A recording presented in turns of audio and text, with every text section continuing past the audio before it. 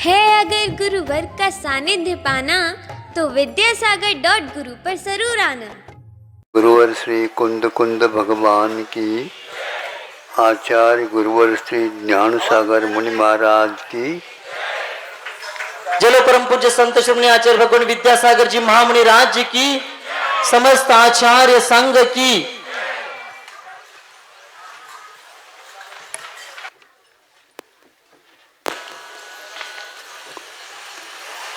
अभी तत्वार सूत्र के विषय में छठा अध्याय का संक्षेप से विवेचना आप लोगों ने सुना।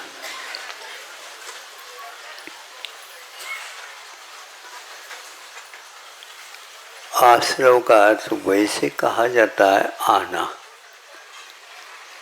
लेकिन यह निश्चय से आने का अर्थ न ले हो करके जहाँ आत्मा के प्रदेश है वहाँ पर चूँकि हमारे भावों के निमित्त से वहाँ पर रहने वाले जो कर्म वर्गनाएँ हैं कर्म के रूप में परिणत होते।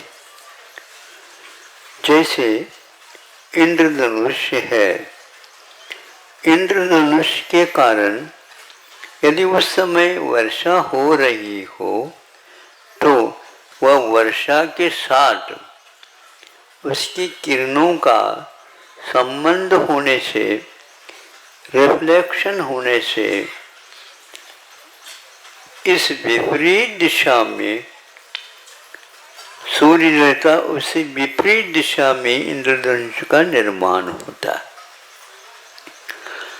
आप परिणाम करेंगे जहाँ पर आत्मा के प्रदेश के वर्गनाएँ हैं वो वर्गनाएँ इस भिन्न भिन्न, जैसे रंग 7 प्रकार का हो उसी प्रकार ये भी 8 प्रकार के कर्मों के रूप में परिणत वहीं के वहीं हो जाते हैं।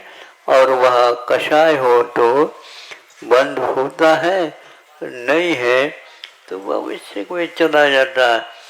तो सूर्य भी वहीं पर रहेगा, प्रकाश भी वहीं पर रहेगा, वर्षा अपने बीच में यहाँ हो रही है और इस ओर इंद्रधनुष का निर्माण, इसमें हलन चलन लेन देन आदि कुछ भी नहीं होता।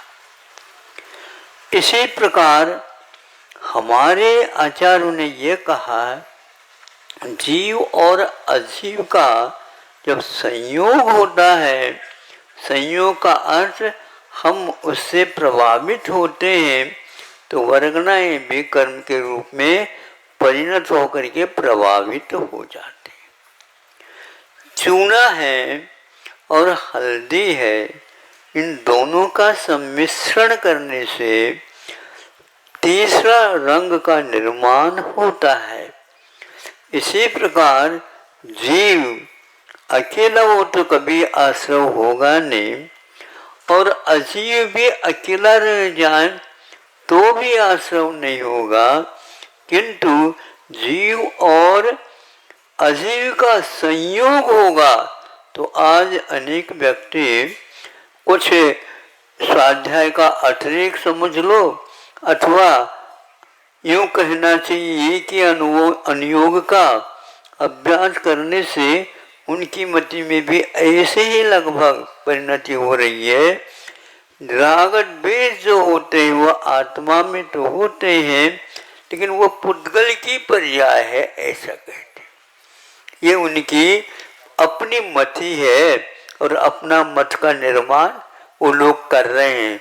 हम यहाँ से भावना करते हैं उनकी मति में सुधार आ जाए। राग द्वेष जो होते हैं आत्मा में तो पुद्गल में क्यों नहीं होते? निश्चय से तो यदि राग और द्वेष पुद्गल की है तो पुद्गल में ही राग द्वेष हो।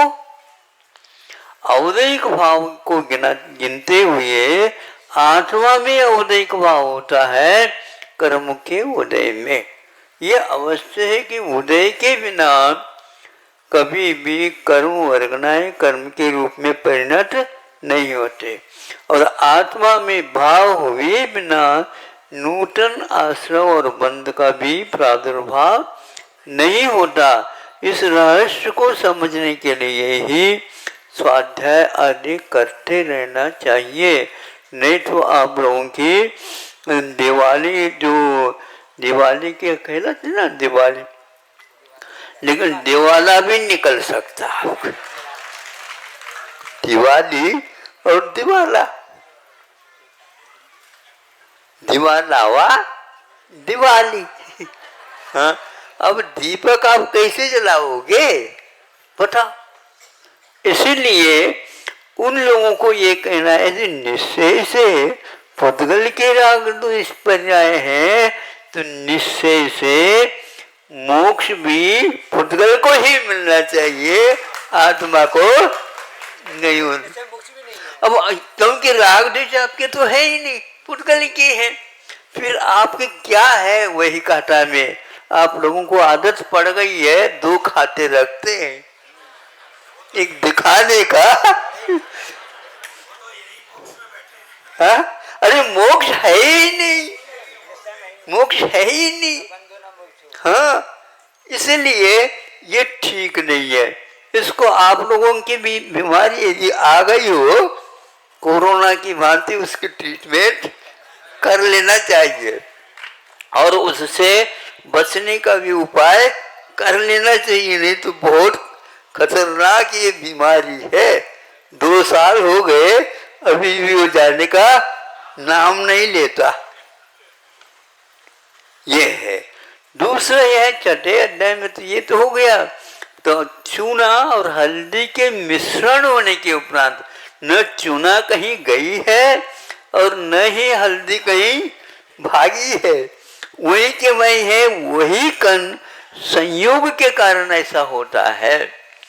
कर्म वर्गनाएं कर्म रूप में परिणत होकर के आत्मा के प्रदेश से दूर है, लेकिन दूर होते हुए भी जिसने राग द्वेष किया है उससे वह चिपक जाते हैं। बहुत शानी है वो भी। हाँ, कर्म वर्गनाएं जड़ होते हुए भी कर्ता कौन है, भोक्ता कौन है, स्वामी कौन है, ये तो कम से कम वो है नोट करके रखता है। कभी भी वो खाता खुलता है तो वही खाता वो खोल देता, दूसरे का खाता नहीं खुलता। ऐसे संबंध आत्मा के भावों के साथ होने से कर्मों में भी स्निग्धत्व और रुक्षत्व के प्रादुर्भाव होते हैं और आपके यहाँ राग द्वेष का प्रादुर्भाव होना होता है। ये 2 के कारण है। इसलिए प्रथम अध्याय में जीव के बाद अजीव का प्रसंग रखा। अजीव यदि बनता है तो जीव और अजीव दोनों मिलने के उपरांत कर्मों की व्यवस्था होती है। इसको जो नहीं मानता है, केवल निश्चय रटने से कुछ भी नहीं होता। निश्चय का निर्णय भी करना परम अनिवार्य होता है। ये एक बात हो गई। दूसरी बात क्या है? ज्ञानोपयोग, अभीक्ष्ण ज्ञानोपयोग, अभीक्ष्ण ज्ञानोपयोग। आप लोगों को पूछना चाहता हूं, यह अभीक्ष्ण ज्ञानोपयोग के साथ और भी कोई संबंध है? ये सम्यक और अभीक्ष्ण ज्ञानोपयोग, ये 2 शब्दों का मेल है, इसलिए द्विवचन में उस शब्द का प्रयोग किया उमा स्वामी महाराज जी ने। इसका अर्थ ये है, अभीक्ष्ण शब्द ज्ञानोपयोग के साथ भी लगाना है ना, और अभीक्ष्ण शब्द सम्यक के साथ भी लगा लेना। जो आप रात दिन सरस्वती को रख लो आप अपने पास। कुछ ऐसे भी होते हैं बैठे बैठे सम्यक कर रहे हैं, पापों से डर रहे हैं। पापों से बहुत डरना भी, काय के प्रति विराग भाव रखना भी अभीक्ष्ण ज्ञानोपयोग के समान तीर्थंकर प्रकृति के बंध के लिए कारण होता।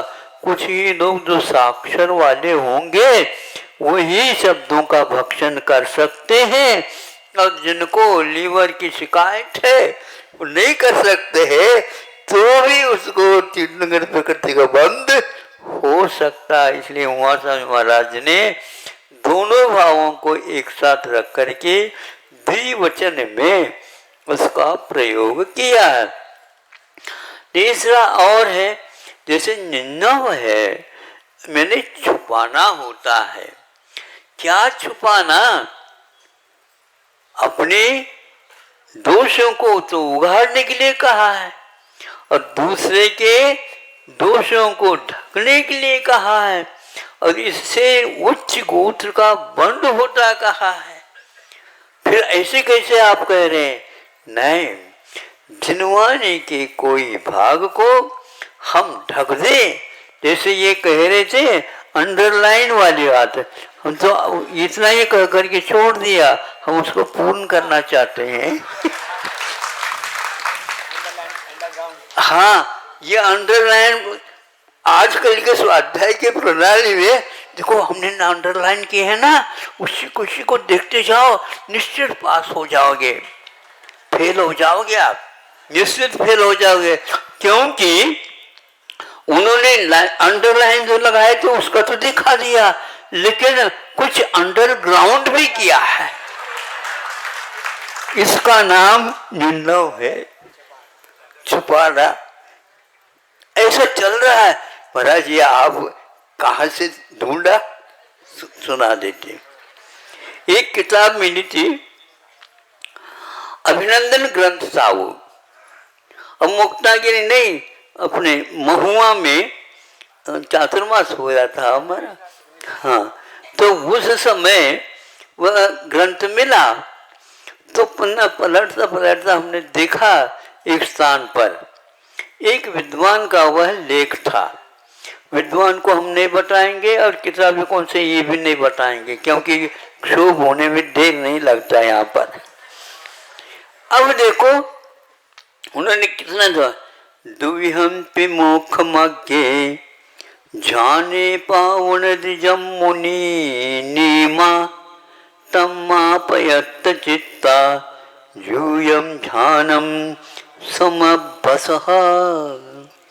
अभी क्या है, यदि आप ध्यान करना चाहते हो, दोनों प्रकार के मोक्ष मार्ग को धारण करना चाहते हो, तो इस प्रकार राग द्वेष आदि को छोड़ करके बैठ जाओ, तो अपने आप ही दोनों मार्ग, निश्चय मोक्ष मार्ग बहुत कठिन है, व्यवहार मोक्ष मार्ग तो बहुत सरल है, किसका कार्य कौन, कारण कौन, ये किसका समझना बहुत कठिन है, ये सब होता चला जाएगा।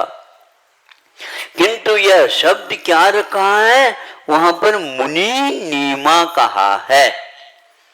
अब उसके साथ साथ यह आविष्कार हो गया, क्योंकि विद्वान ने लिखा है, हाँ लिखा है, लेकिन वहां पर मुनि लिखा है, न कि गुनी लिखा। गुनी कर दिया, उतनी ही मात्राएं हैं, और गुनी शब्द भी बनता है, लेकिन प्राकृत ग्रंथ है, आप थोड़ी सोच करके दिखते, वह गुनी शब्द नहीं, किंतु कौन सा गुण, कौन गुनी, जो गुण रखे, तो कौन सा गुण रखे, तो मुनि कहने से चारित्र संपन्न, सम्यक दर्शन से युक्त, सम्यक ज्ञान को भी उसके साथ पोर करके तीनों के साथ मोक्ष मार्ग बनता है। और इसमें व्यवहार मोक्ष मार्ग और निश्चय मोक्ष मार्ग दोनों रहते हैं। ऐसे मुनि महाराज जब दोनों मार्ग को प्राप्त करते हैं, कब, ध्यान के वेला में, और उनको भी ध्यान करना था, और चतुर्थ गुण स्थान में भी ध्यान होता है, इसलिए वहां पर मुनि के स्थान पर उन्होंने गुणी शब्द का प्रयोग किया। ये इसको बोलते हैं शास्त्र का अपलाप,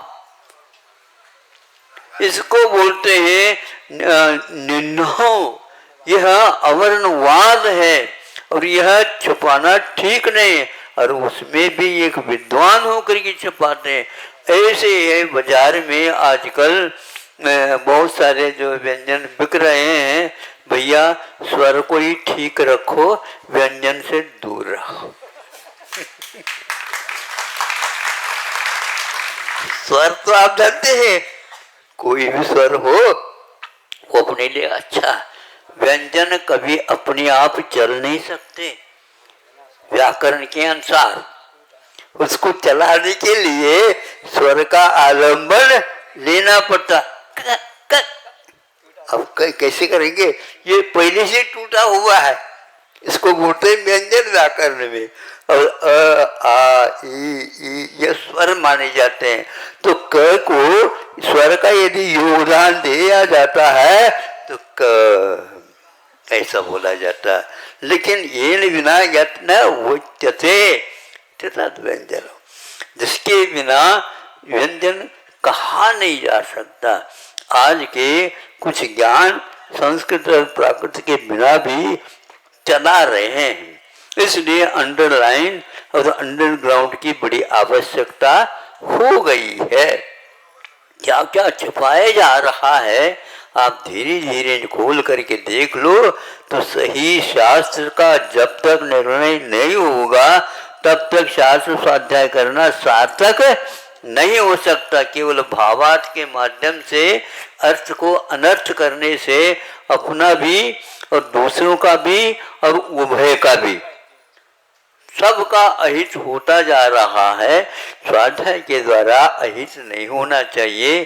कहें सीख गुरु करुणा धार, हमें अब किसी की आलोचना नहीं करना, किंतु लोचन तो अवश्य अच्छे रखना आवश्यक होता है। नहीं भी होता है तो उसको आप साफ तो कर ही लो, ताकि हम अच्छे स्पष्ट रूप से उसको पहचान सके।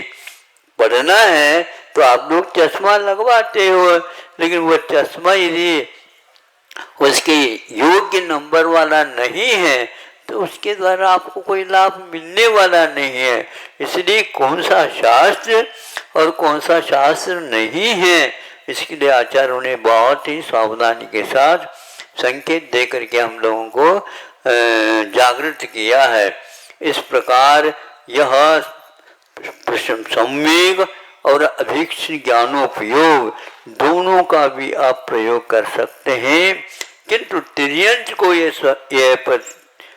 तीर्थंकर प्रकृति के भाव बनने के नहीं हो सकते, मनुष्य को ही होते हैं। और उसमें भी एक प्रकार से जो देव हैं उनको नहीं हो सकता, और भुवनात्रिक में भी ये नहीं हो सकता, और स्त्रियों को भी यह नहीं होता। किंतु और अविरत सम्मिलित से अकेला भी हो तो उसको भी नहीं हो सकता। इसलिए नहीं हो सकता, उसके योग्य और भी उसके साथ योग्यताएं चाहिए, तब कहीं जाकर के यह बंद होता है। तीर्थंकर प्रकृति को औदयिक भाव के रूप में गिना है, किंतु वह मांगलिक भाव के रूप में भी पूजा गया है ग्रंथों में। इसलिए औदया बंदयरा ऐसा नहीं होता, वह बंधक नहीं है, किंतु वह आपके लिए मार्ग बताने वाला एक बोर्ड है, अथवा एक मैले स्टोन, क्या बोलते हैं आप इसको, हाँ मील का पत्थर ऐसा है। उसका सदुपयोग करना सीख लो। अहिंसा परमो धर्म।